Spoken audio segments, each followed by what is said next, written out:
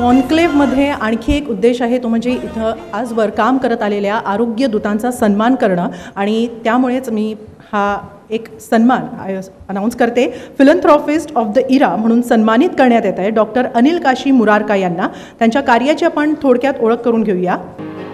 Doctor Anil Kashi Murarka हे नाव आरोग्य, शिक्षण, तरुणांचं स्वास्थ्य, व्यसनमुक्ती, वृद्ध सेवा अशा समाजाच्या प्रत्येक विभागाशी घट्ट जोडलं गेलेलं आहे.